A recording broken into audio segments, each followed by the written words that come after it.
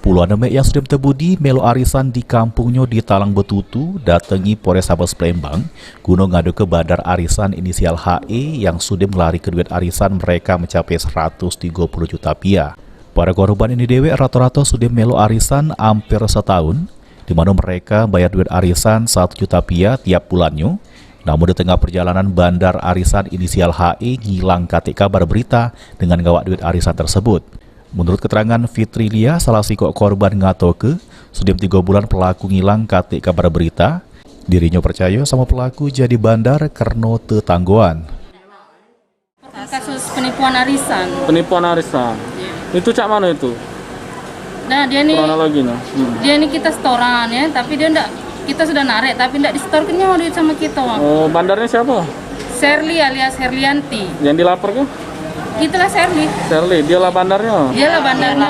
Jadi kita selama ini nyetor terus, Nyetor tapi terus. duit pas kita narik duitnya Duit enggak dinyitkan ke kita. Itu narik berapa bulan atau ini? Sebulan sekali. Berapa sekali setoran? Sekali setoran ada yang 700, ada yang 400, ada yang 600, ada yang 600. soalnya banyak ini kan berkloter-kloter. Jadi bandar itu sekarang sudah berlari. Iya, hilang entah kemana. Pokoknya ditanya wongkonya enggak tahu. Berapa total kerugian kita seluruhnya yang bikin laporannya? Kalau untuk aku pribadi 10 juta. Seluruhnya?